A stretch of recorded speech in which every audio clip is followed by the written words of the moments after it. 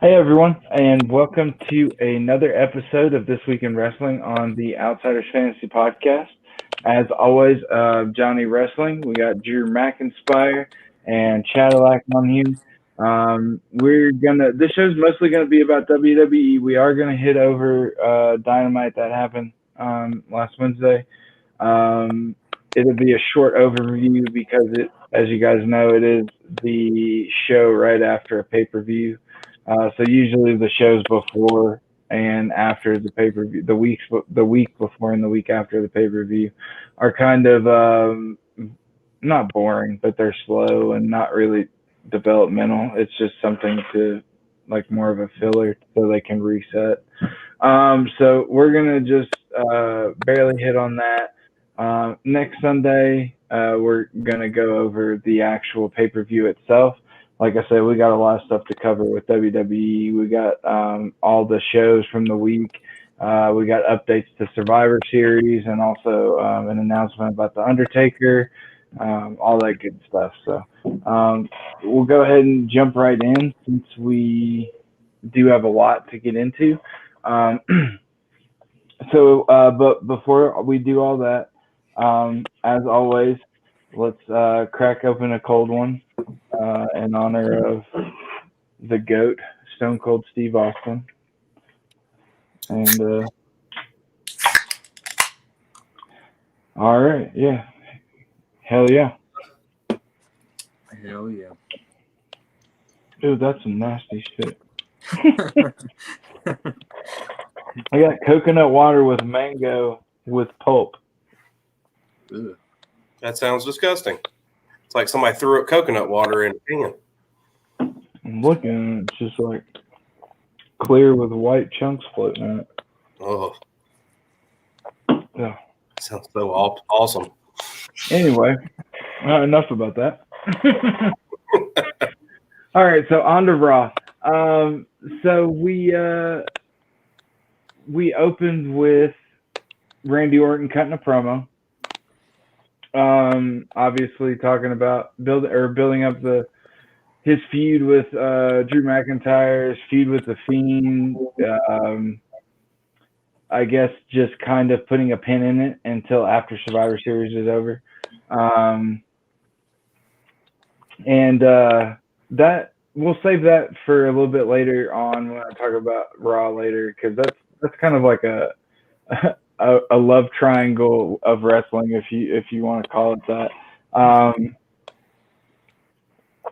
For some reason, I can't stop drinking this, even though it's so gross. It's like a car wreck. Right. Look down.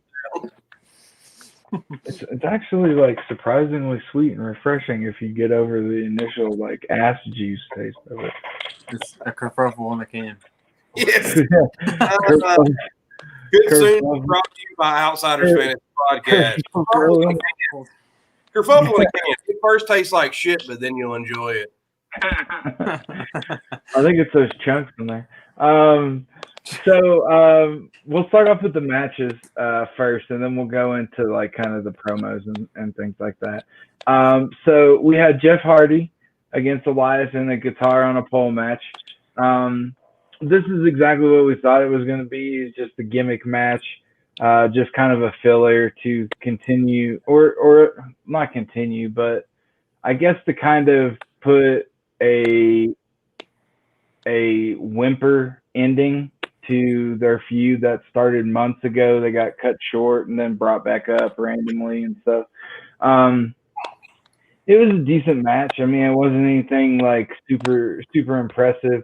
I just personally think Elias' style and Jeff Hardy's style don't really go that well together because Elias isn't super agile. He's more of a brawler. He does limited moves.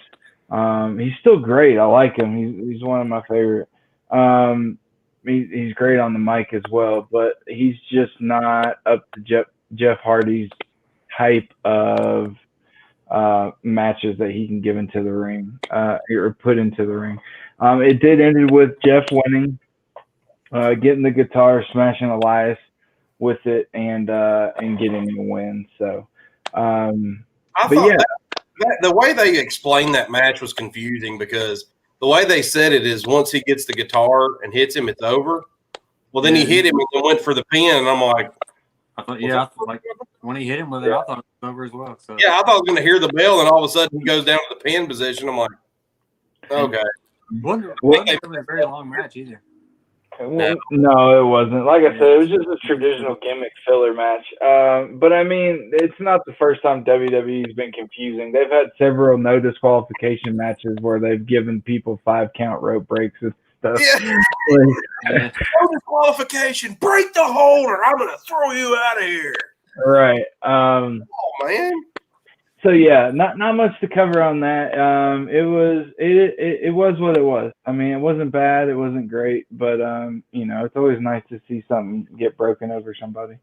And then moving on to the women's tag team title match, Nia Jax and Shayna Baszler against Mandy Rose and Dana Brooke. I didn't think that they were gonna drop the titles in this match, but I didn't think they were going to beat them. Nia Jax and Shayna Baszler obviously retained. But I didn't think they were going to beat them so cleanly. I thought that they were going to, make this build up a little bit, because it is heel versus face in this. So it's not unheard of or unlikely that heels would win on these weekly shows to retain the belt and fuel that fire to a rivalry that it eventually ends up, ending at a pay-per-view or something like that. But they did beat them pretty cleanly. I mean, the match, it's Nia Jax, so any match with her, it's kind of rough at times. Shayna Baszler, she's good at what she can do as far as like her background, the skills that she has in her background. But as far as wrestling, obviously Mandy and Dana Brooke definitely are more polished in the ring. But they if you want to have a brawl, I mean Baszler's your girl, but if you want to have like a really good technical mat wrestling, it's not. What's up, Dylan? What's going on? What up, man? And he said, hope you gets the reference, brothers. Yeah.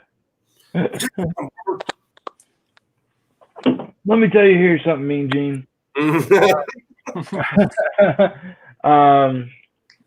So yeah, Shayna Baszler and Nia Jax got the victory. A little surprising. It wasn't surprising that they got the victory. It was just surprising on how, like I said, how cleanly they beat them. They got Shayna Baszler go through tables. Do what? Are anybody else tired of seeing Lana go through tables every week? Not really. But, Hero. Yeah, but Baszler ended it cleanly with her submission and got Dan Brooke to tap out. So, speaking of tap out,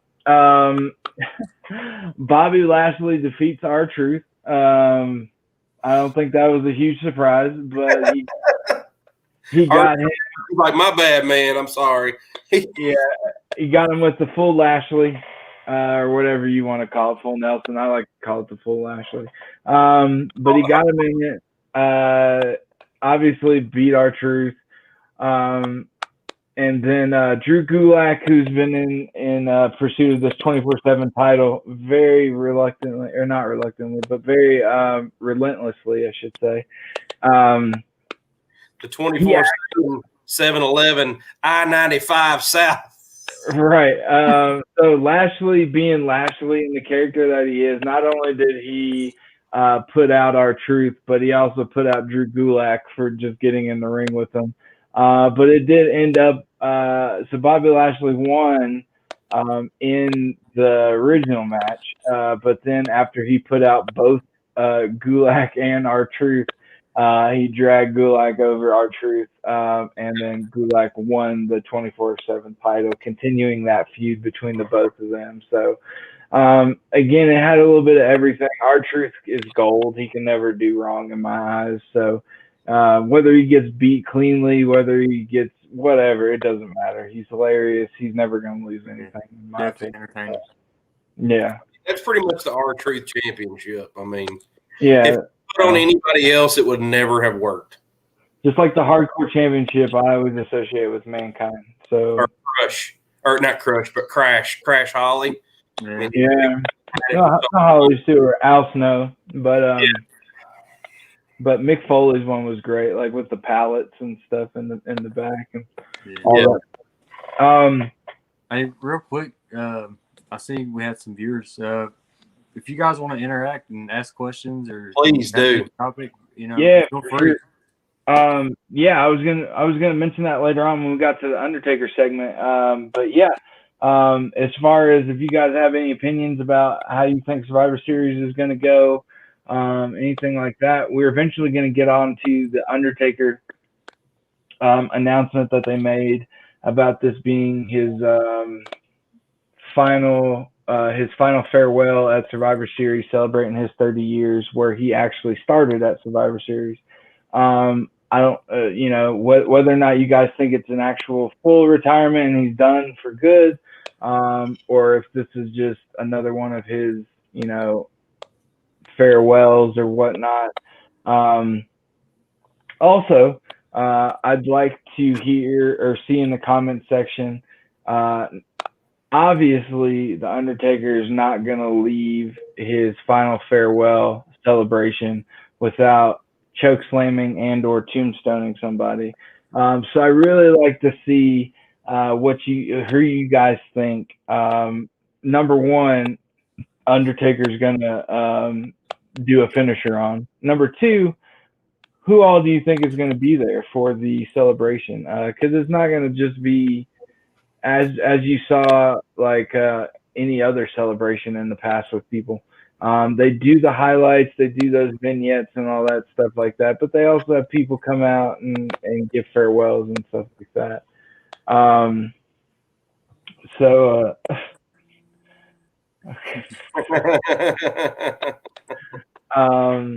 yeah, anything you guys think are going on, just definitely drop it in the comments, or if you have anything else unrelated to that, but related to the shows in general. Related to how beautiful that I am, please let us know. Yeah, for sure. So leading up to the Survivor Series, the actual men's team, obviously AJ Styles came out with who is now lovingly called Lurch. And he's proclaiming that he's going to be the captain of the Raw's men's team. Of course, Sheamus, Braun Strowman, and Keith Lee had something to say about that. So they had their back and forth. It's a really good team. They got a lot of really good dynamic to it. They're all badasses. But then AJ Styles somehow manipulated, not somehow, obviously, it was written, but AJ manipulated the powers that be to put Braun Strowman and Sheamus and Keith Lee in a triple threat match for the Survivor Series spot. I thought it was pretty much already set in stone, but or at least assuming that those guys would be in it. But anyway, it was hey, Mama, hi, Daddy. The match was really impressive. Usually with big guys, you don't get a lot of fireworks. And Sheamus is a really good worker as well. But Braun Strowman is a freak in nature, and so is Keith Lee. I loved Keith Lee. So quick for their size, it's ridiculous. Yeah, and I love Keith Lee's senton, like over the top rope or whatever. Or not the senton, but like the swanton, whatever you want to call it. Yeah.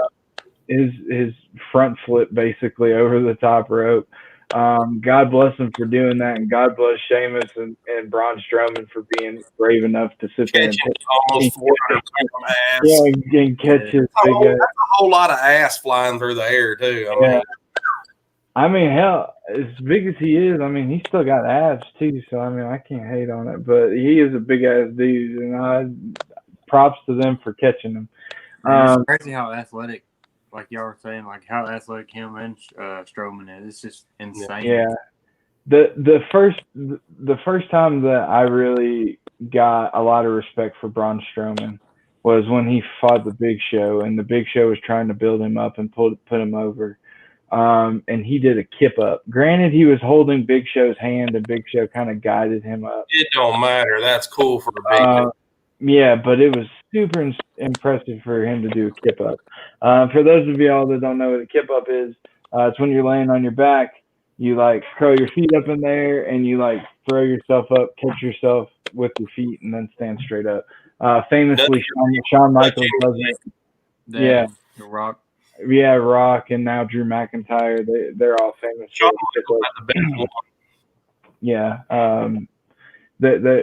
they all do it really good, especially for the bigger dudes. So Braun Strowman, he won.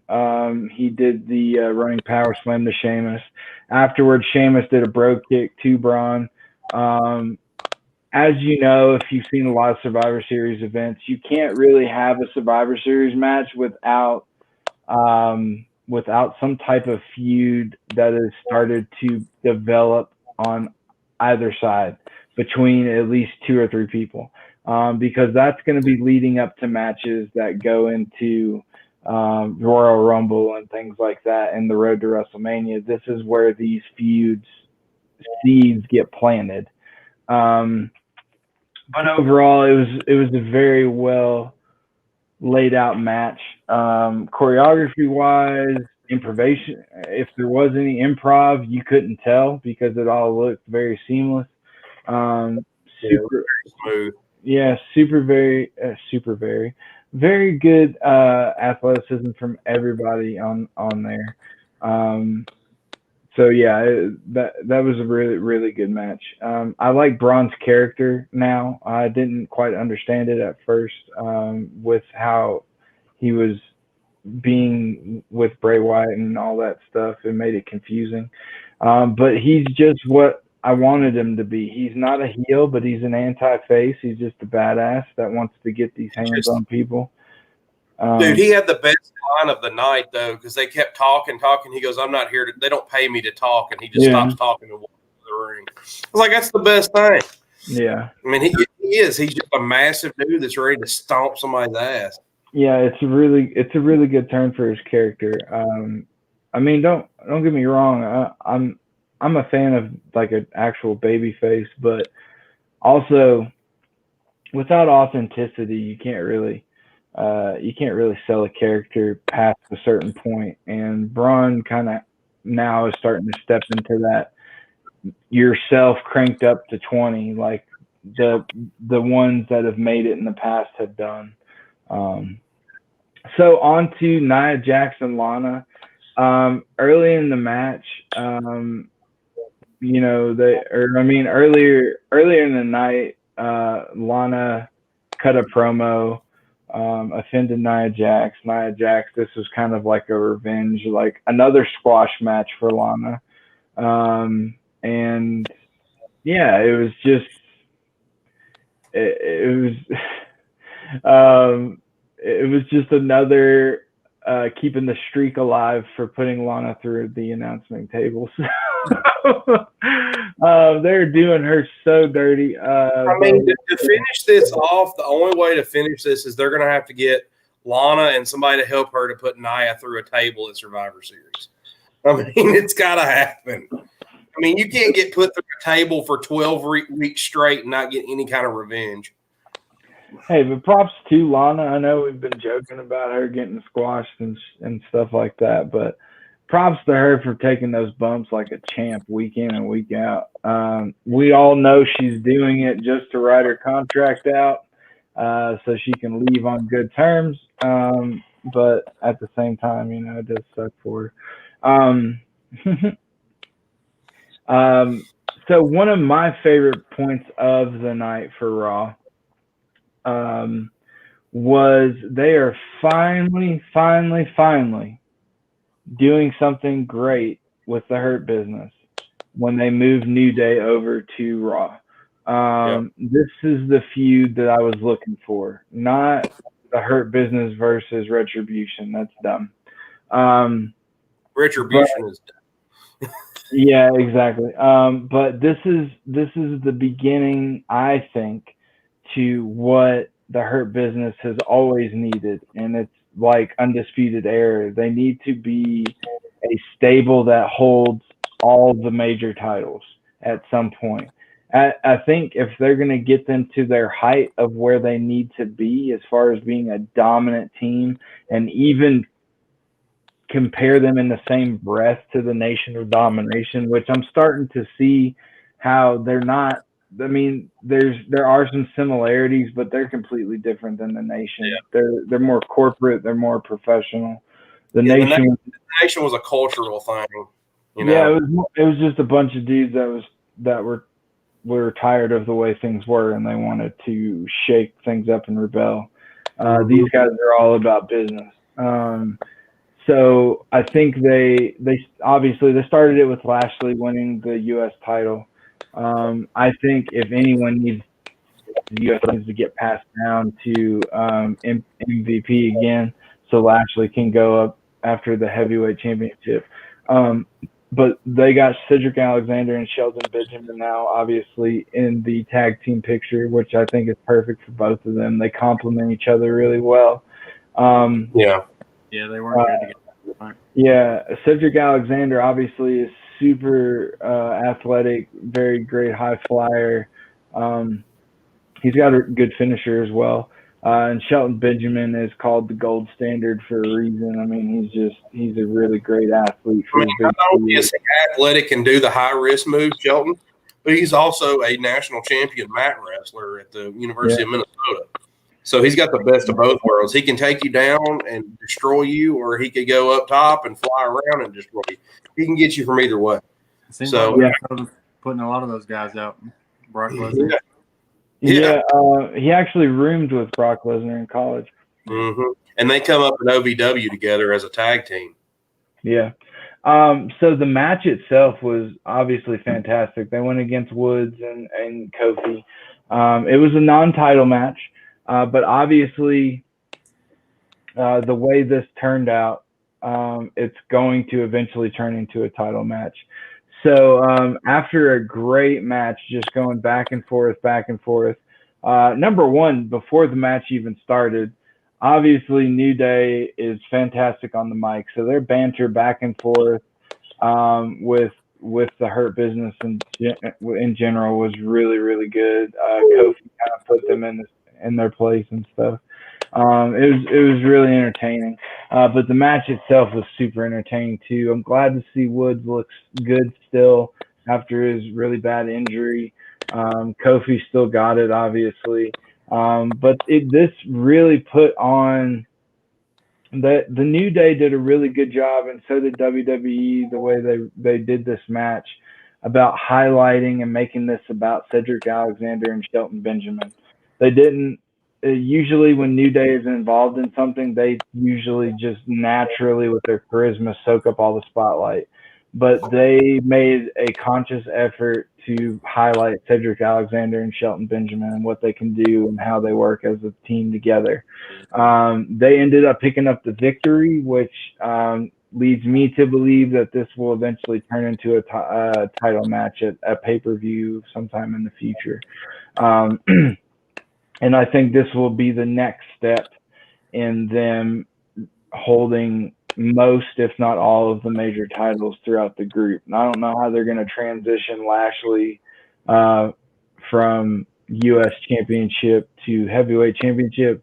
But I think if they can get it done and it makes sense and they can still put the strap on MVP without having them have to fight each other, I think that would be really good for that stable, and it'll give them because in my opinion, WWE, whether it be Raw or SmackDown, they have the greatest storylines when it's a big stable that has all the gold, like Evolution, Undisputed Era.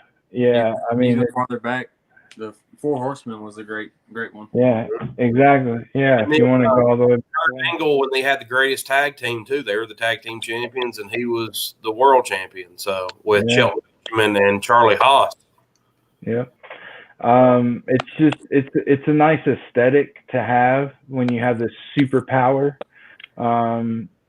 It's just something that works really well, especially when they're all heels. Yeah.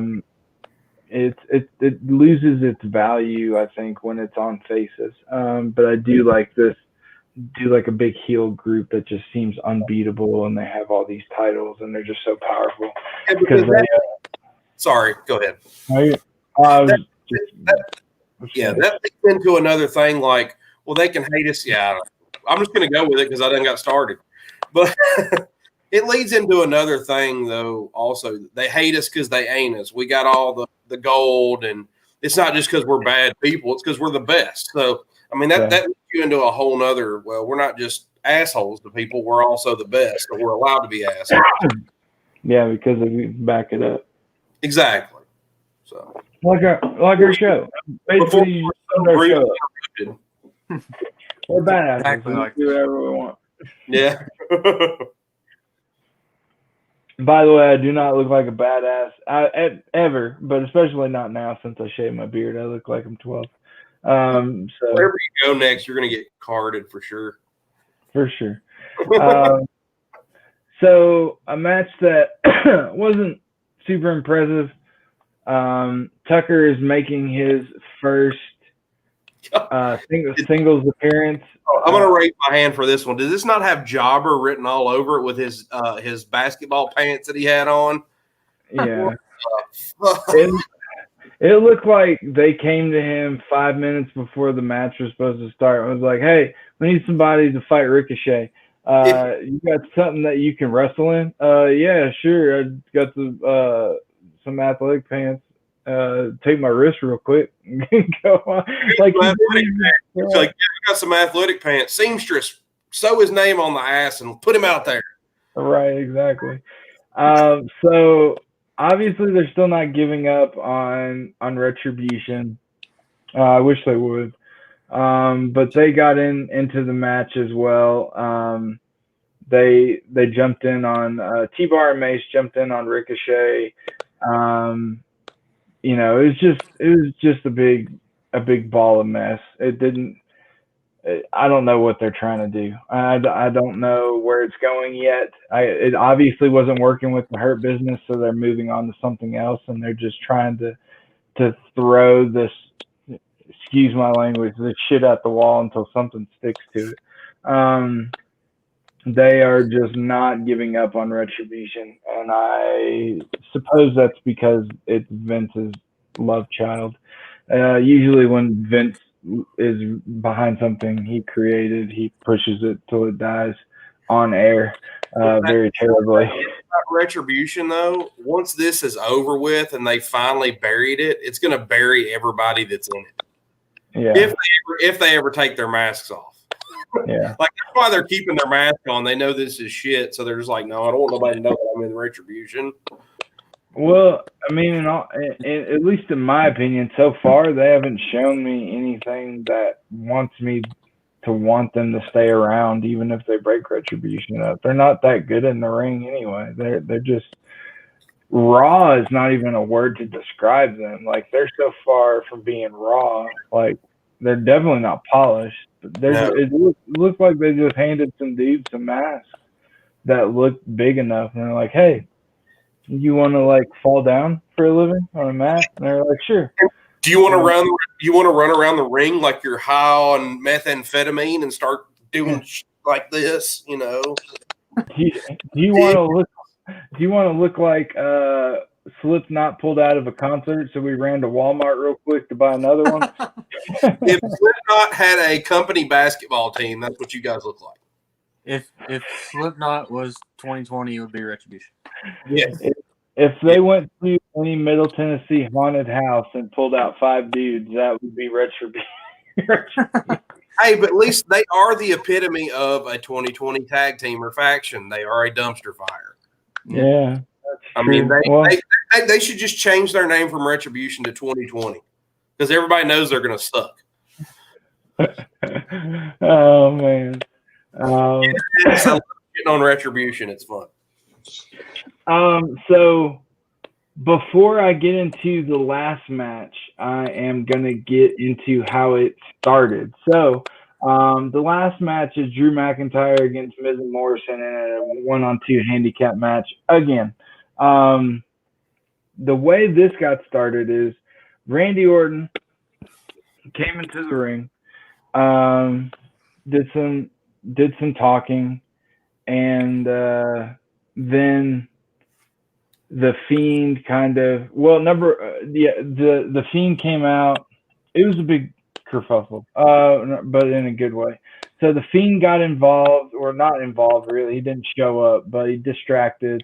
Drew McIntyre was out there. Miz and Morrison. So Drew McIntyre laid out Randy Orton because he got distracted by Fiend, and then and Alexa Bliss. And then Drew McIntyre seemed to have left. And then Miz and Morrison run out of nowhere to cash in their Money in the Bank. And it looked like, Miz was going to do it before Survivor Series, when we all thought he was going to do it at Survivor Series, where he cashed in his original one. But Drew McIntyre, in really cool fashion, I think this is a really cool thing to it.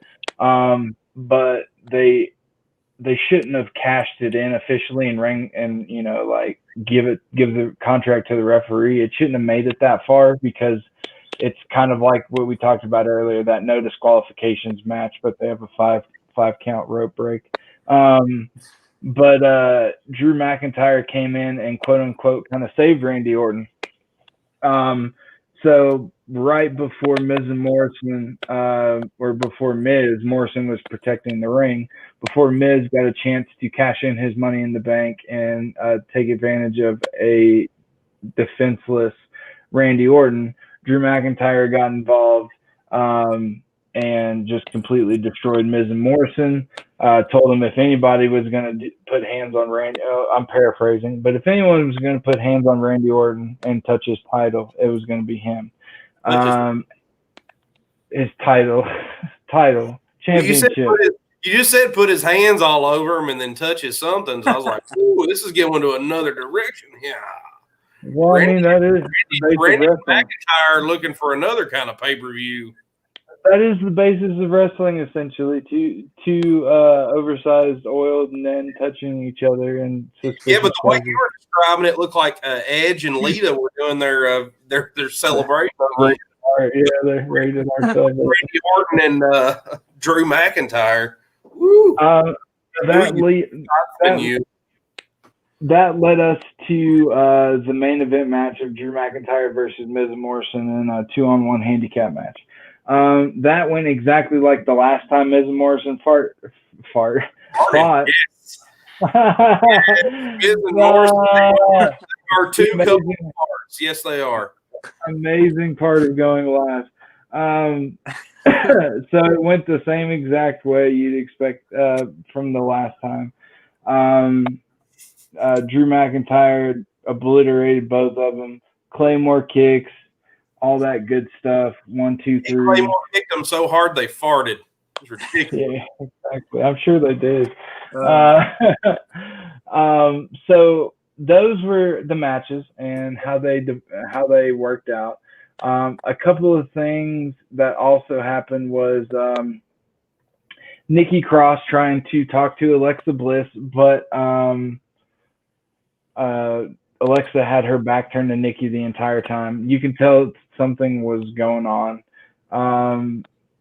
Alexa also had a really creepy promo with hold on, I'm getting ahead of myself. But Nikki Cross tried to talk some sense into Alexa Bliss, trying to figure out what was going on. Alexa turned around. She had those weird contacts that she has when she's like under Fiend's kind of spell or whatever. Scared Nikki Cross away. Before that, though, they had another episode of the Firefly Funhouse. This was probably the creepiest one, and that's saying a whole lot because they're all pretty creepy. But Fiend, or not Fiend, but Bray Wyatt kind of transformed Alexa Bliss, if you will. into this ghostly, ghastly kind of creature that she can turn into. And I don't know what it was, if it was like a thick red syrup or like, It looked I like don't a know fruit. what.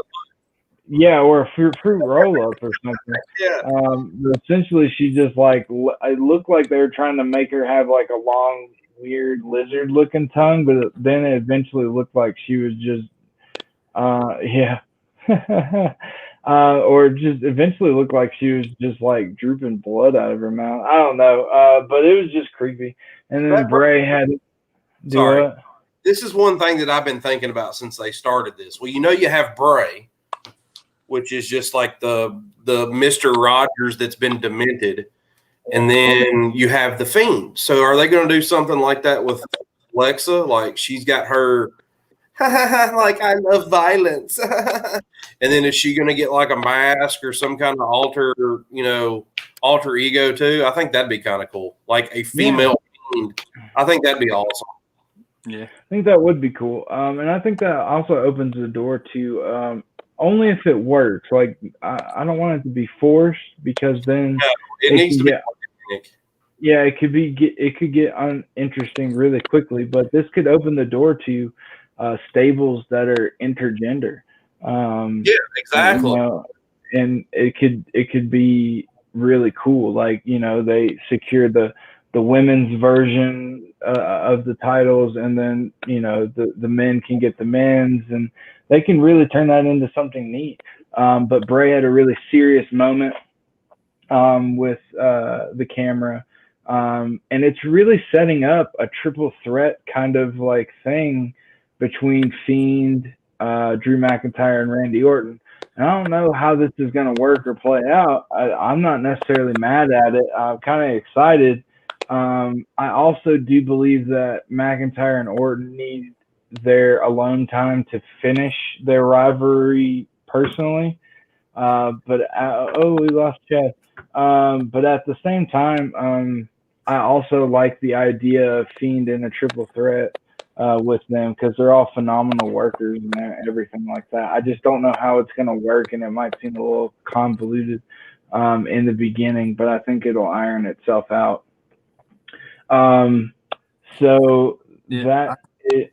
Sorry, go ahead. I know we've all talked off air before, and I know you said you think that Fiend's the type that he doesn't need the title. He's kind of like Undertaker. He doesn't need a title to be relevant. You see them putting a title on him, or is he just a significant part of the story to build the story up more?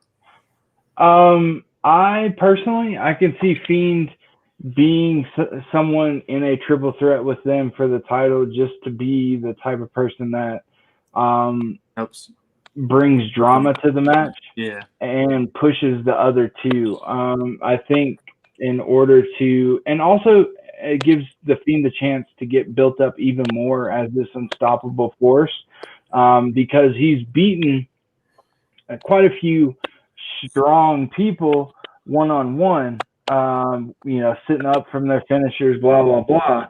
But what this could show is, if they do a triple threat, it could show Randy Orton and Drew McIntyre teaming up against Fiend, hitting RKO, then a Claymore, or vice versa, just swapping finishers, and then Fiend keeps getting up and up and up until they eventually hit him so many times. How they used to do with Kane. When Kane was like this monster, they would have to hit him with everybody. Yeah, they would have to hit him with so much stuff, and use chairs and all types of things. John, also this leads into your point as well, though. This would be a good way to get the title off of Randy without making him look weak or Drew looking weak, because it's a triple threat. Anything can happen. Yeah, he can lose the title, gets knocked out by a chair, or the Fiend does one of his crazy things and distracts him, and then all of a sudden, boom, he's laying in the middle of the ring. But then also that puts him more titles, because he's trying to get to that 16 for WrestleMania. So it could also lead into what you were thinking with John Cena. Yeah, I mean that match is seeming more and more like a reach, but you're right. There's still open avenues to hope get for into it. Yeah. But no, I don't think Fiend needs to win this match to get the outcome that the match needs, if it even becomes a match. Because like I've said, Fiend doesn't need a title to be relevant. He just needs a good storyline, just like Taker was. So yeah, that wraps up Raw. Chad, do you want to briefly cover AEW and then we'll run through AEW real quick. So this week, of course, was the show before Full Gear, and we will cover Full Gear next week. Like I said, like John said, we've got a lot to cover with WWE. So Ortiz and Sammy Guevara versus MJF and Wardlow.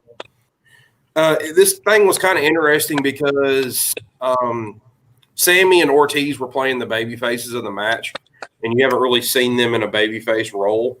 So it was kind of weird how you were going to see Sammy turn into a babyface. MJF and Wardlow end up winning the match, but the story of the match was Matt Hardy attacked Sammy Guevara and set up their match for Full Gear, which is, surprise, surprise, a deletion match of AEW's proportions. So that'll be on Full Gear. Next was Trent versus Miro, since they had their problems with the best friends and Miro since they broke their video game and stuff. Of course, Miro wins. It was really one-sided the entire time. Miro was just doing all the shit. And Trent maybe had like a little bit of a comeback, and that was it. So after that was the Young Bucks versus Private Party, which you can't have. There's no such thing as a bad Private Party Young Bucks match. They're very high risk, very exciting, a lot of high spots. But of course, Young Bucks win because they're going into Full Gear, challenging for the tag team title, so they can't look weak going into a pay-per-view. You got Red Velvet versus Nyla Rose. Nyla Rose wins. She's going into Full Gear, challenging for the AEW women's title. So the only thing is they're pushing her kind of like a Brock Lesnar. She only works like once or twice a month, and then all of a sudden she's got a title shot. So they're kind of Brock Lesnar in her. And then the last match of the night, which I don't think should have been the main event, but the only reason it was is because Cody Rhodes is in it. It was Cody Rhodes Cody Rhodes and the Gunn Club, which is Billy Gunn and I can't remember his son's name, but his son, I think it's Austin Gunn. But correct me if I'm wrong. They're in a tag. Do what now? BB Gun. Yeah, BB Gun. Pellet. Pellet Chief. Versus the Dark Order, which was Colt Cabana, John Silver, and 10.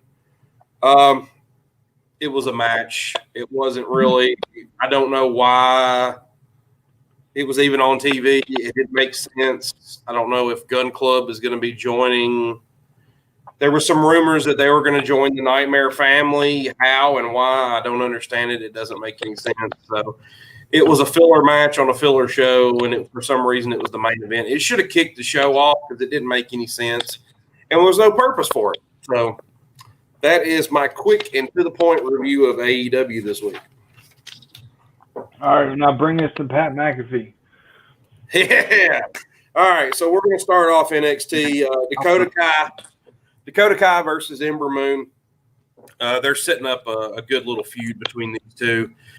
I think the winner, these two, when they end their rivalry, they're going to end up being the number one contender for whoever's the champion at the time.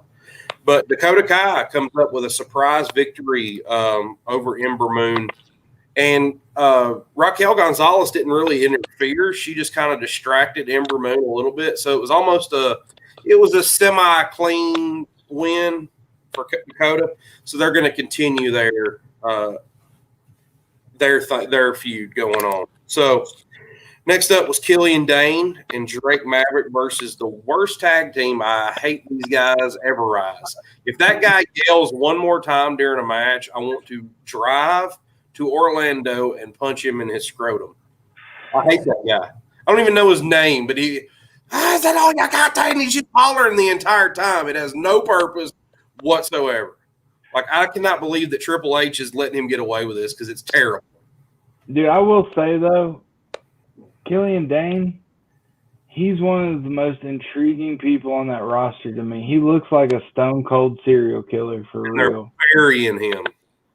I know. It's so sad. Like, his looks, his mustache, his eyes, like, it's freaky. But after I get done with my little set here, something's starting for Killian, so you'll find out here in a few minutes. But if you may have known or you found out, McAfee's stable with McAfee, Pete Dunne, Tony, and Danny are the Kings of NXT now.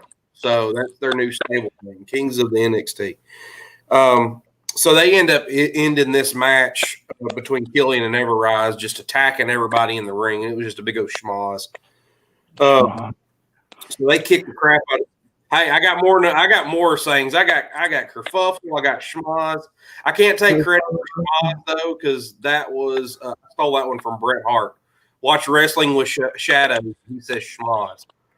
But anyway, they destroy everybody in the ring, and McAfee gets the mic and says, "We have retired the Undisputed Era. We are now the new standard for NXT.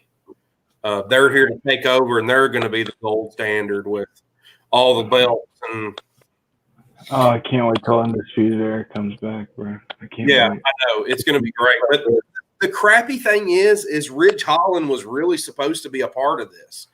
He said that he recruited Ridge Holland, and then he took out Adam Cole, and then Ridge Holland broke his leg. So then he recruited Oni and Daddy and Pete. He got Pete Dunne because when Roderick Strong, Undisputed Era, was him turning his back on Pete Dunne during the Dusty Rhodes Tag Team Classic. So it all kind of ties in together. So they're doing it very smart. And Pat McAfee's a great heel. Usually you see these guys come in, they're famous and they're athletes, all like LT when he come into WrestleMania. He's the baby face. Pat McAfee's like, screw that, I want to be a heel, and he's doing a great job at it. Oh, he's great. But they're talking about how they've destroyed Undisputed, they've retired them. It's called wrestling lingo. Yeah, I'll explain it to you later. Yeah. And schmoz is an actual professional wrestling term for a screwed up finish. But McAfee's just bragging how they've retired Undisputed Era. There's nothing left of them. They've run them out of NXT, and now they are the new Kings of NXT. And it all ends with Pete Dunne throwing the Undisputed Era flag in the metal trash can, and they set it on fire. Which Pat McAfee, that was the worst. And Pete Dunne lit the fire. That was the worst fire ever. It was out within like 3 seconds. So it only partially burnt the flag. But anyway, so they head off, and they're heading towards the parking lot to get in their SUV. Well, Killian Dane attacks Pat McAfee, and he's getting some good shots until the Kings of NXT get out of the car, and they get him down on the ground. Well, then he's laid in between the driver, like the floorboard of the driver's seat and the door. Pete Dunne just kicks it and smashes him right in the head. Like a very violent, it was a good spot. And then McAfee, of course, does his comedy. He goes, "I like what you did there. A little violent, but we'll talk about that later." And then they jump in the car. And then he said, just to remind everybody, their tagline is, "The Kings of NXT are the greatest, and you all suck." He said it twice, so that's their new tagline. We are the greatest, and you all suck. But then camera pans out as they drive away. They go back to Killian Dane, and he's laying there with blood laying on the concrete, blood coming out of his mouth. So we're going to see a feud between the Kings of NXT and Killian Dane. I hope they kill this whole Drake Maverick tag team. Bull crap. I hope they get rid of that and do something with him and the Kings of NXT and turn him back into the beast from Belfast, the Irish badass that he is. Yeah. So next up was Toni Storm versus Shotzi Blackheart. It was supposed to turn out to be just a friendly match, but Shotzi finds out that somebody has commandeered or stolen her tank before the match, and she blamed Toni Storm for it. So it was a pretty physical match. It was a really good match. Toni Storm is one of the best women's wrestlers alive right now. And Shotzi's no slouch. She's done really good. But Toni Storm ends up winning. Well, after the match, Candice LeRae pops up on the big screen. She is the one that stole Shotzi's tank. And the tank is, you don't know where it's sitting, but it's sitting below her. And all of a sudden she goes, I've been trying to keep cars away from it, but I don't think I can do it anymore. And all of a sudden the Hummer pulls up and she jumps in the Hummer, looks towards the screen and says, Shotzi, this is what you get for sticking your nose in other people's business. I guess this was from her making it a spin the wheel, make a deal match between her and EO. So, of course, she takes the Humvee and runs the damn tank over and destroys it. Well, the Humvee stops and you look in the back seat and it's the person with the Scream mask from Halloween Havoc. So they're leading that on also a little more. But it was all this was a very short show because they ended with Tommaso Ciampa versus Velveteen Dream. Pretty much this was a Tommaso Ciampa beating the dog shit out of Velveteen Dream match. Velveteen still got the cat. Huh? I said, which is believable. Because Ciampa. Oh, absolutely. Yeah, Chalupa comes to the ring looking like Scorpion from Mortal Kombat. But Velveteen still got the cast on his hand, and they're going to end up having another match, but they're going to have to finish it with no holds barred, no DQs and stuff like that. So, but Tommaso wins, and that closes out the show. There wasn't a lot of matches on the card because I think the promo with McAfee was probably a good 20, 30 minutes. They're trying to drive that home to start up a really good feud between Undisputed Era and the Kings of NXT. They couldn't have picked a better front man for it. Question: You think how long you think this is gonna go on with Pat? You think he's here to stay, or you think it's just a? Oh, I forgot to mention Pac. I'm sorry, I completely forgot about that. So, you talking about Pat McAfee or Pac? Pat McAfee. Okay, Pat. Yeah, sorry, that was an AEW thing I forgot to mention. But yeah, Pat's going to be. I think he signed a long-term deal, hasn't he? I would assume at least a year. He's got a wrestler's manager's contract. Yeah, I would say at least a year. That's what they usually do with those big name people like, Ronda Rousey and things like that. So I wouldn't doubt him going for like the North American Championship or something like that. You're going to Yeah. I mean, he can wrestle. So, of course, Oni and Danny are going to be tag champs. I think Pete's going to be the one to go for the NXT championship because he was already the UK NXT championship. And it's not really believable that Pat McAfee could be the world champion. Yeah. I guess, he's a punter. He's great. He's great in the ring for that one time that we seen him. But you could believe him getting the North American championship, especially with the help of the Kings of NXT. I think this is going to drag out at least until the next takeover. They're going to have this drag out for a while, and it'll culminate at one of the NXTs. It'll be, the Kings of NXT versus Undisputed Era. Now, will Pat stay with them after they take, either they get beat by the Undisputed Era or beat them? I don't know. I don't know if he'll stick around for that, just because he's a guy that's got a lot of stuff with his podcast and his comedy and stuff like that. Yeah. I hope so, because he's great on the mic. Yeah, I love him. Good in the ring. I love him on the mic, dude. He's great. Yeah. So I hope he sticks around, but I think he's going to be like kind of what he's doing now. He'll stick around until Takeover, probably pop back in and out between now and then. So, but he's great. I see it going and probably ending at WrestleMania's Takeover. Yeah, I see Undisputed Era, because this doesn't have a countdown until Undisputed Era comes back. Yes.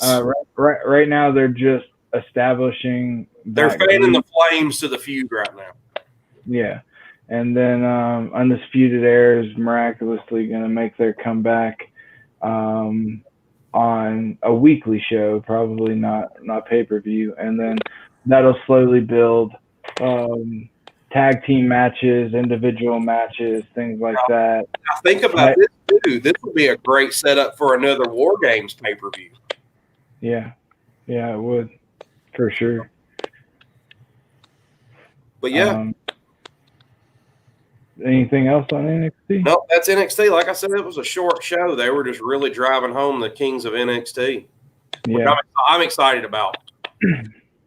Yeah, I do like. It's bittersweet that they made NXT. Well, without commercials, it's like an hour long. So you don't get to see a lot, but at the same time, you get to see enough that makes you want to keep watching it. Yeah. Yep. So, all right. So on to SmackDown. First, let's just get this done with. Lars Sullivan. This is just weird. This is just weird. They should have never let him talk. Give him a mouthpiece. Make him the strong and silent type. Make him this beast like they started off making him. And then now they've turned him into. While I do, as a person, like as a human being, I like this anti-bullying thing that they're doing, because obviously bullying sucks and it's bad. Yeah. And it shows that, even kids that have been bullied can turn out to be freakishly strong, big, scary people that don't have to be bullied their whole lives. So, I mean, like, I like the concept and the message, but he's just, not to pick on him or anything like that, but there's just some people that sound good on microphones and in interviews, and some people that don't. And Lars Sullivan, for whatever reason, just does not sound good to me in an interview or on the microphone. Yeah. He needs a mouthpiece. He needs to be like how oh man, what was that Russian dude that like started off like Lars but ended up being like he's teaming up with Santino and stuff like that. The Koloff. No, yeah. Ivan Koloff. No, Vladimir or something. Vladimir Kozlov. Vladimir. I'm thinking about the old Koloff from Midwest with against the Four Horsemen and stuff. Yeah. Once they let him talk and all that stuff and go somewhere with a bigger personality, it all fell apart. Yeah. But yeah, I could like if they would have done Lars like they do who we were just talking about, Dillian Kane or however Killian Dane. Yeah, Killian Dane. Sorry, I got a little dyslexic there for a second. Tonight. Yeah, this coconut water really messed me up. But if they would do it something like that, like the strong silent type, just scary as hell, I think that would have worked a lot better for him. Also, we had a pretty pointless but also just entertaining filler promo or backstage interview or whatever you want to call it. Street Profits and Big E. Street Profits are obviously fighting New Day for or not for anything, but just to at be the best. Yeah, just at the Survivor Series match, champion versus champion. So they're obviously trying to get the rundown, get some information on New Day as a tag team. Big E cut a pretty hilarious promo and things like that. And it was just kind of entertaining. But that was about it. It's just kind of reminding people that they exist. I think because they've kind of just been put on the back burner a little bit and overshadowed by a lot of things. But since this split and the New Day split and Street Profits moving to a different show, I think they're starting to put the spotlight back on them and everything. So also another one of the promos that is just again one of, in my opinion, other than the Undisputed Era Kings of NXT storyline, one of the best storylines so far in wrestling is Roman Reigns, Usos, and that family bloodline kind of storyline. So Jay was going to give a special interview about the situation and all that stuff with Kayla Braxton, I believe her name is. She's on Talking Smack and stuff like that. So Jay was in the middle of giving an interview, and she was kind of grilling him about how Roman was treating him, trying to just, kind of plant that seed that, hey, you're being disrespected to a whole different level, and this isn't the Usos that I know and stuff like that. That's basically what she was saying. And then Paul Heyman interrupts, pulls Jay aside, basically tells him that, anything that he does has to go through Roman. No, you're wrong. Shut your mouth.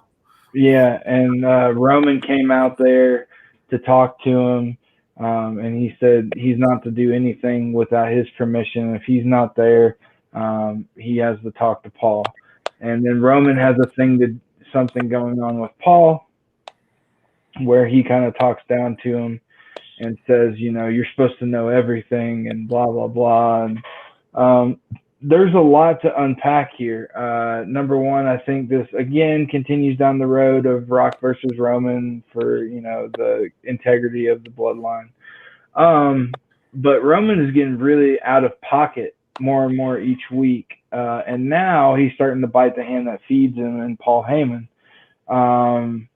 Not even Brock Lesnar or CM Punk did that when they were being managed by Paul Heyman. Roman is taking it to a whole nother level. So I can see Paul eventually maybe. Yeah, it might take until after WrestleMania, after Roman loses to The Rock, which I think if they fight, he will lose to The Rock. And then Roman looks a little bit weaker to Paul. I think Paul will eventually stab Roman in the back and maybe have Brock Lesnar come out or somebody or just do something himself and screw Roman over somehow. And that'll take, because Roman's gained a lot of ground as this heel in this storyline. So I think coming off the WrestleMania, they'll use that as a flipping point soon after that, with Paul turning his back and making Roman again the face, and capitalizing off of this role that he's been on. He needs an entrance change too.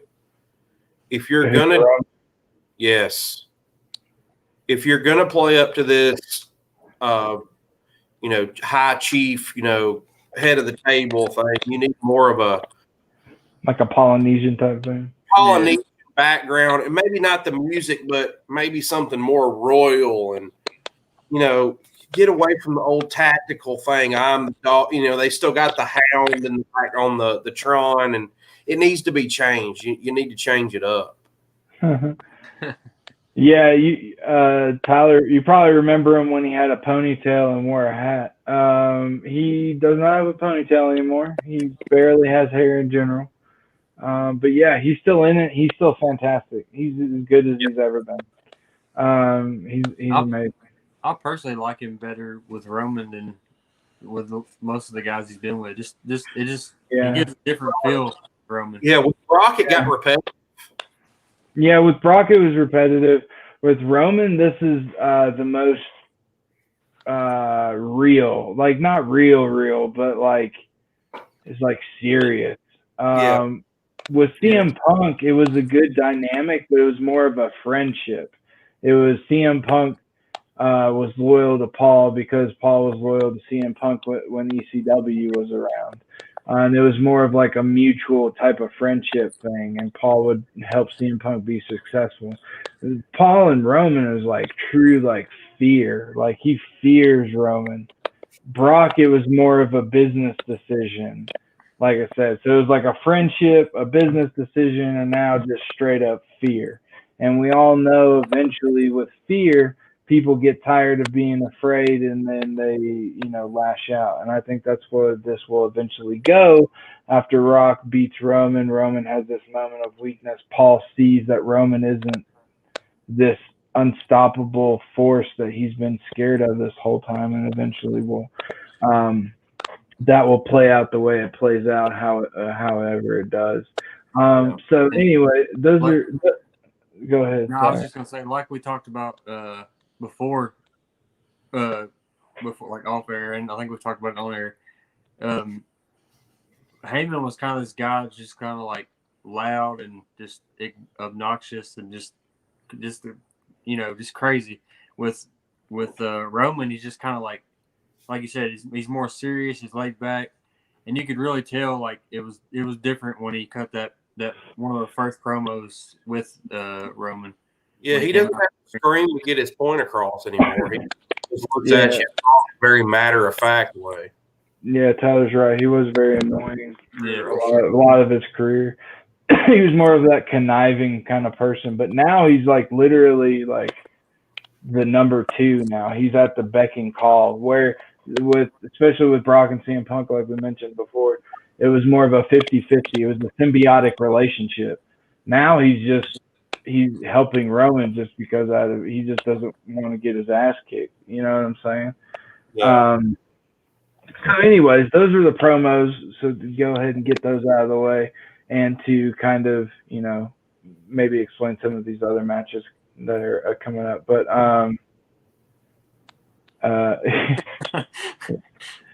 yeah, he did at one point. Hopefully that's not a glimpse into my future. But the starting match was like Hulk Hogan, like he can't let go.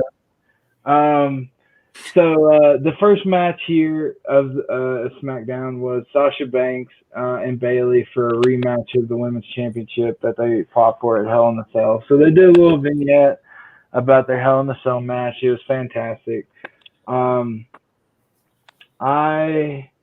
honestly didn't know which way this was gonna go because whoever won is fighting Asuka at Survivor Series. And this could have gone either one of two ways because Asuka, realistically, because they are trying to go, they're trying to go more realistic nowadays. Like Kofi Kingston versus Brock Lesnar for the championship went like 8 seconds. Like things like that. They're wanting to hit a little bit more realism. So since they're on that vein, I couldn't see Sasha retaining and fighting Asuka and it being an interesting match. Like Sasha's small, she's not going to be able to, and realistically, break out of the Asuka lock or any submission Asuka puts her in. But then I also got to thinking, well, Survivor Series, all these are one-off matches anyway. It's not about that. So maybe Sasha could win.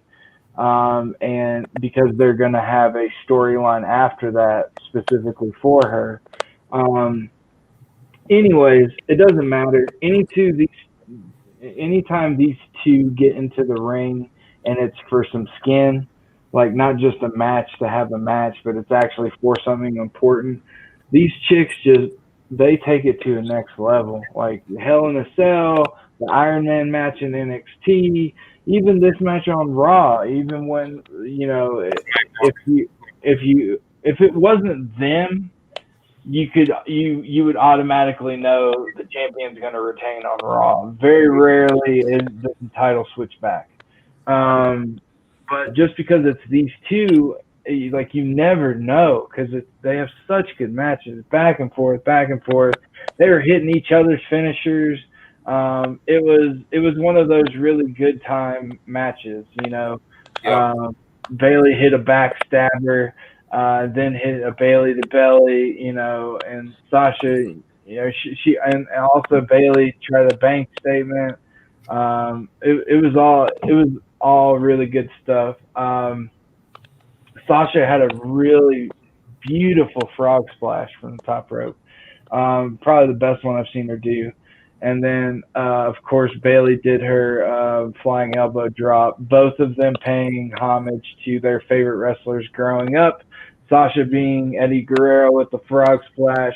And as you guys know, after I just said that, you're probably sure you can guess Macho Man was Bailey's hero growing up. So that's where she got the flying elbow drop from.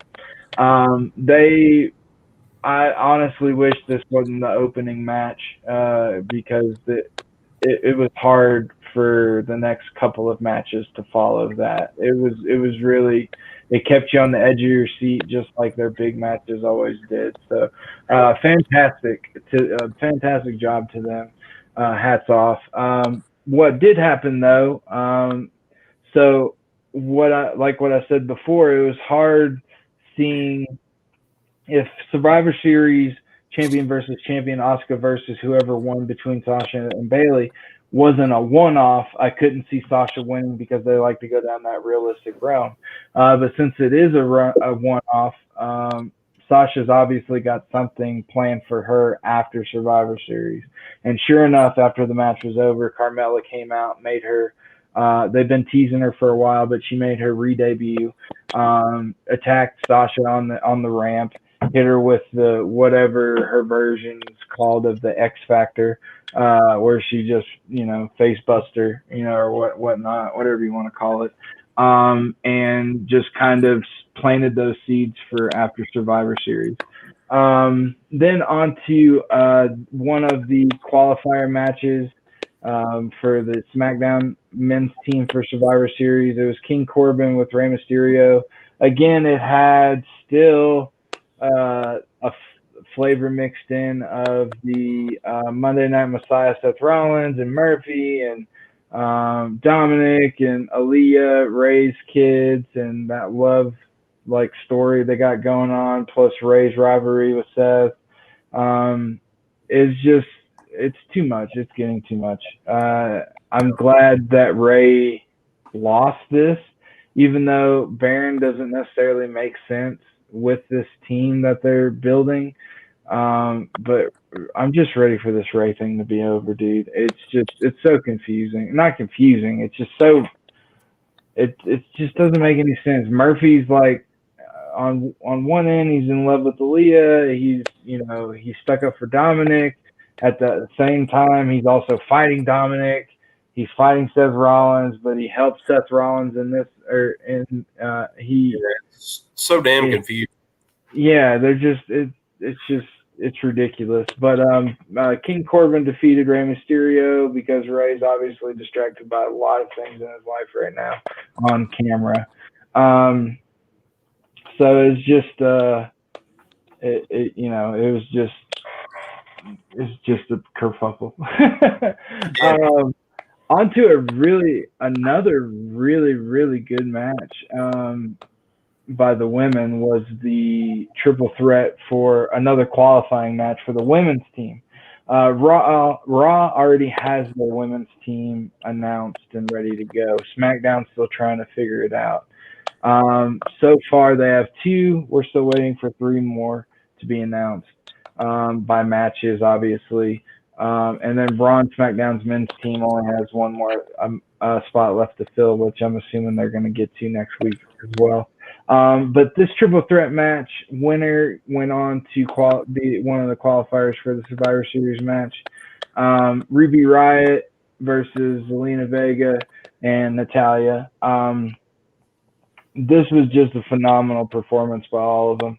Not only were they good one-on-one with each other, they were trading around the ring, but there was also some spots where they all were in a move together with each other, whether it be Ruby Riott getting the surfboard done on her with Zelina trying to cover Natalya in between her and Ruby Riott, or Natalia putting on the sharpshooter to Zelina Vega, and then Ruby Riott coming across with some kind of like mixture of an arm bar with a Kimura, kind of like also label lock looking thing. It was weird, but it was a cool looking finisher. I hope that's like part of her repertoire now. It was really wicked looking. But it was a really, really good match. They went to war with each other for sure. It was back and forth. They're all really great wrestlers, and it showed in this match. Ruby Riott did win. I think deservingly so. She brings a really good dynamic to whatever team she's on. So on to one of the other qualifying matches in the men's side for SmackDown was Otis against Seth Rollins. You could kind of see a mile away that Seth Rollins was going to win this, and Otis wasn't. But still, it was a very entertaining match. Otis did his comic relief stuff, but he also got a little serious. Seth tried to stay in character, but you could see like he also was kind of having a good time with Otis as well. It still was believable. I mean, it's a really big guy against a smaller guy. You think it would be a squash match, but the way that they handled the spots and the sequences and everything, it made it a lot more realistic than it should have been, in my opinion. Seth Rollins got the 1-2-3. He did the super kick, dropped Otis, did the stomp. Otis sold the stomp. Being as big as he is, he sold that stomp probably better than I've seen, at least 60-70% of the people sell Seth Rollins' curb stomp. He did a really, really good job with that. So they did a really good job keeping Otis as the one to push out of the tag team between him and Tucky, for sure. And then on to the finale, Jey Uso and Kevin Owens. So one of the promos that I did mention was so Jey Uso and KO, they're on the Survivor Series team match together. So they were at the coffee, or the water cooler, but they were getting coffee or whatever, the catering table. KO made a joke about Roman or Jay getting Roman's coffee, and he's like, shouldn't Paul be getting that? And Jay kind of took offense, obviously, because he's super sensitive about this whole situation being like basically Roman's secretary essentially. And Jay told, or Roman actually, I guess he saw it on TV or whatever, in the back room, told Jay that, if you get disrespected, he disrespects all of us, and, he needed to go handle his business. So Jay went out there. He defeated Kevin Owens, but they are making Jay look super strong, and I really like it because he's a really great wrestler. I love his super kick. He's got a great super kick, and he can really fly when he does the splash. KO put on a really good show as well. He continues to be a phenomenal wrestler. But it was a really good emotional match. Jay has been really good with conveying this emotion of pain and hurt and betrayal, and now this kind of Stockholm syndrome type of deal where he's starting to actually drink Roman's Kool-Aid, but he's also resentful, and you can kind of see it in his face that he's just waiting for the right time to screw Roman over and get out of this thing. So he's just kind of lost and backed into a corner right now. So they're doing a really good job portraying this stuff. It's fantastic. For people that say that wrestling is not entertaining, it's just like ballet with bad acting. There's some times where I would say yes, but I would argue if you watch this storyline, this is not bad acting at all, and it sure as heck ain't ballet. Because he's put Jay put Daniel Bryan through an announce table last week with a splash from the top rope. So you can't tell me it's fake. I know it's scripted. I know the announce tables do break away. That doesn't mean it doesn't hurt. So, for sure. But after, it went off the air, Roman came out, put his arm on Jay, and then raised his hand and or raised his title and his universal title in the air, just symbolizing that he's still the king of the mountain and everything. So hopefully, fingers crossed, like we keep saying till we're blue in the face, it sets up The Rock coming back at some point to take on Roman and put him back in his place. So, but yeah, so that is SmackDown. That's all the shows. Real quick, I want to hit the Undertaker. Like I said, at Survivor Series, he's having a quote-unquote final farewell. Not quite sure what that means because Undertaker, respectively, has retired about 5 times now. And he always seems to keep coming back. But he was on Jimmy Fallon. He was all over the news saying this is his final farewell. So I think this could be the last time we see Undertaker in character doing wrestling moves.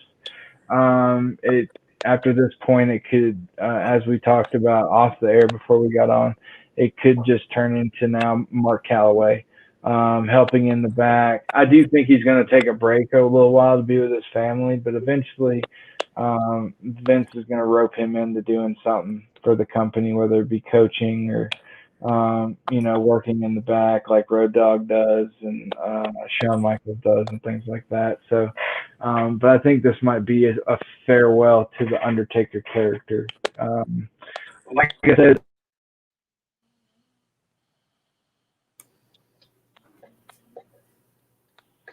John froze on us. No doubt Undertaker is going to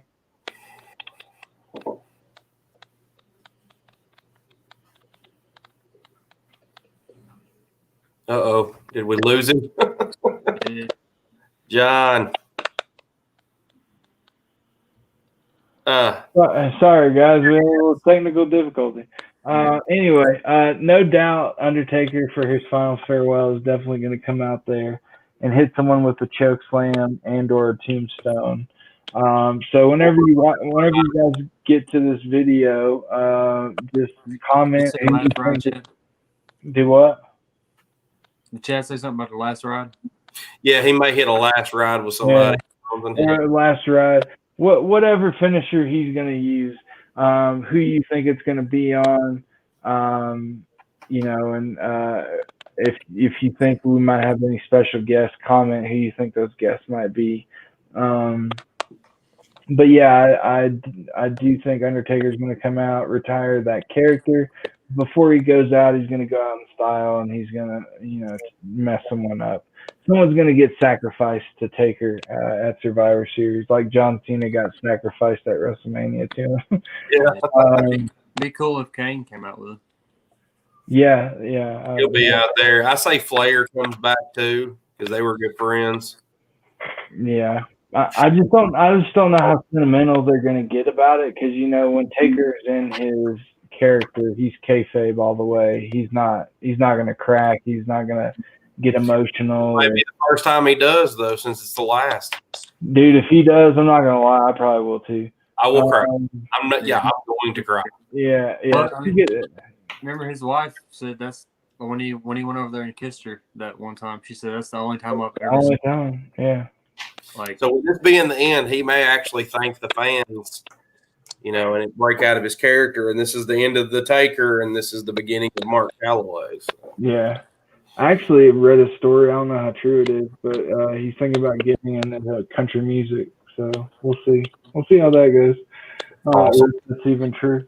It's going to be called Taking Souls and Digging Holes. But yeah, I'm excited about the pay-per-view. Me personally, even though it's not been Taker's gimmick, it's been Kane's gimmick. But I hope the chicken comes out and gets done one more time, like how Kane used to do Well, if you remember in '90 when he debuted, they had that big, the big egg, and it was probably Gooker. Maybe they'll have somebody come out of an egg and he gets Tombstone. Yeah, that's what I was talking about. The Gooker. I'm excited for it. Survivor Series is looking like it's going to be a really good card in general. So I'm excited to see Randy Orton versus Roman. I definitely think Roman's going to take that one. I just don't know how. I don't think it's going to be clean, but I think Roman's going to take it. The tag team match, I personally like New Day. Bobby Lashley, obviously, over Sami Zayn. Yeah. Raw has way too many powerhouses not to win. The men, rather. Mm-hmm. I can't pick the women's because there's only 2 SmackDown. I think they should make the announcers fight too. Sasha versus Asuka. I think Asuka's gonna win. I think Carmella's probably gonna interfere in that one. Yeah.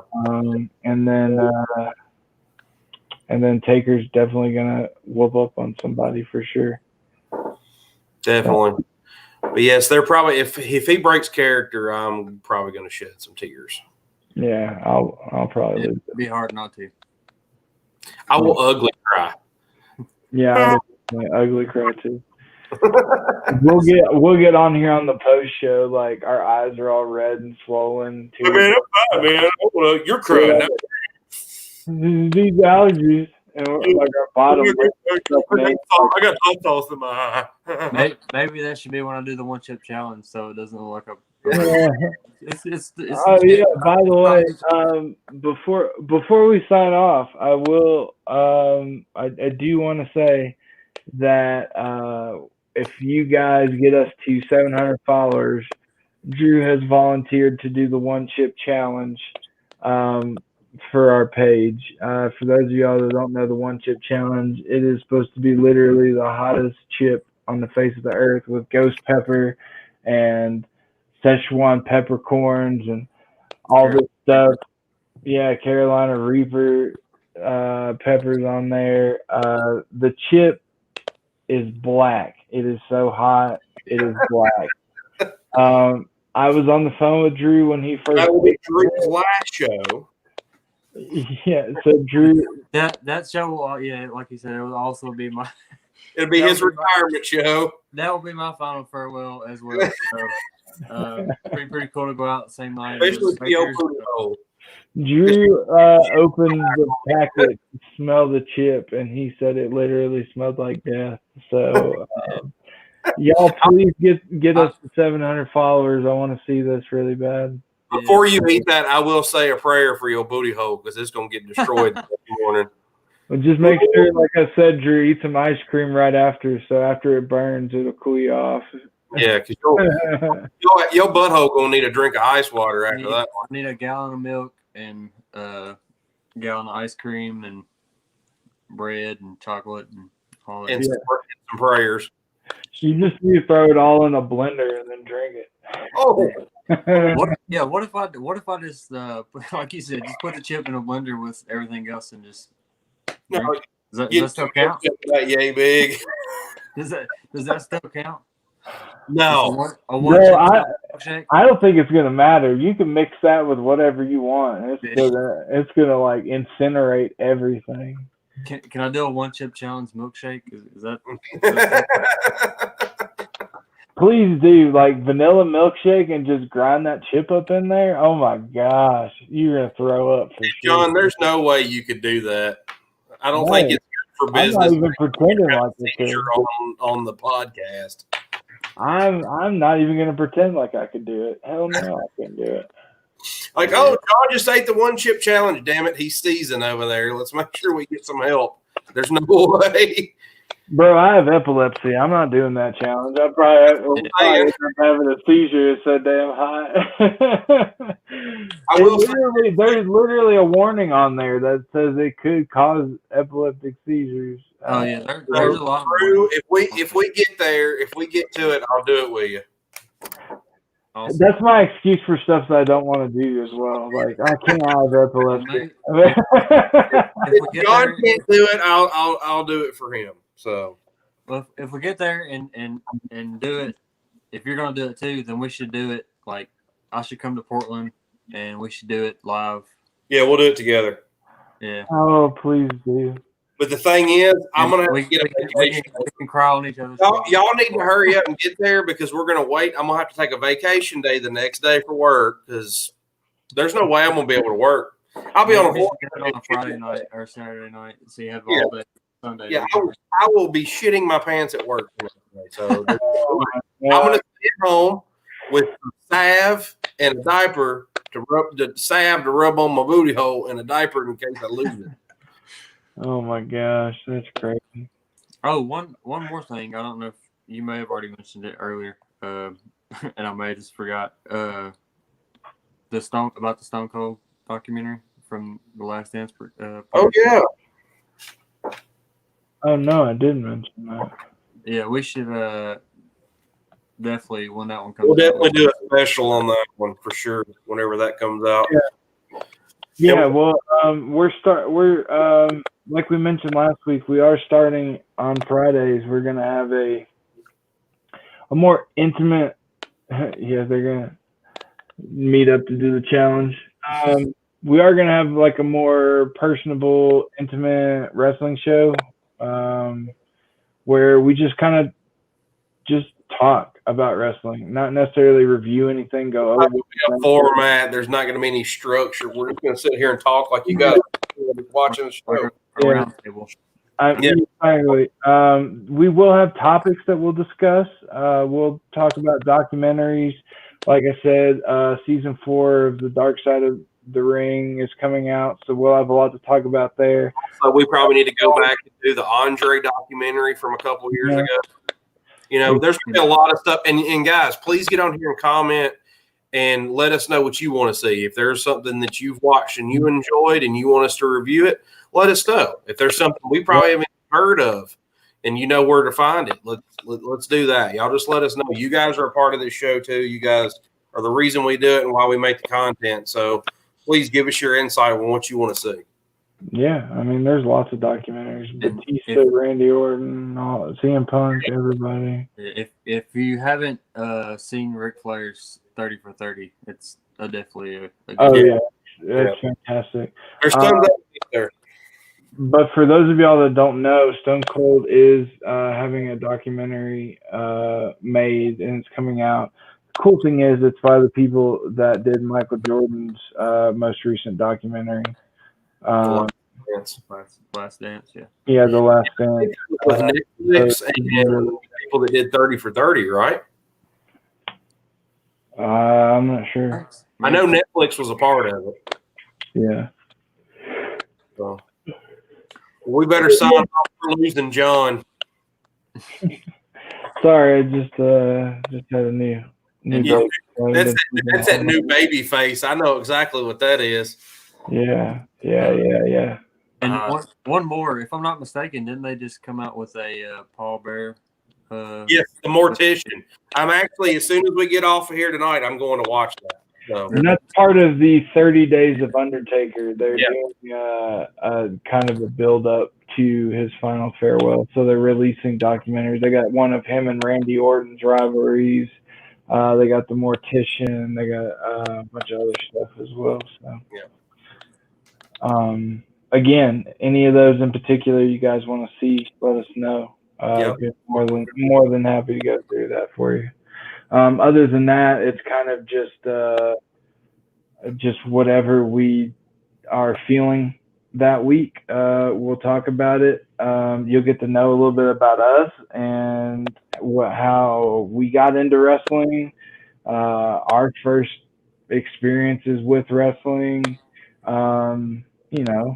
just whatever, just kind of off the cuff improvisational. Just something to add a little bit more content. So hopefully you guys enjoy it. So now that starts this coming Friday. So Awesome. Anybody else got any announcements or anything to add? I feel like we're at a Saints, town hall meeting or something. The Saints just picked Tom Brady off for the third time. So. Nice. Sorry, Tommy boy. All right. Oh my gosh. Should have got the Saints defense. 31-0. Should have got the Saints defense, man. Dang. All right. Well, guys, it has been a pleasure. Another episode in the books. Can't wait to see you guys.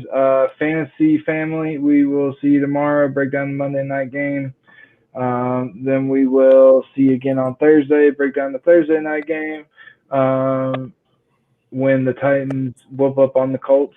And then we'll be with you on Friday for our first new wrestling episode or show or segment, whatever you want to call it. It doesn't have a name yet. We're going to think about it. Close and personal with Chatterline.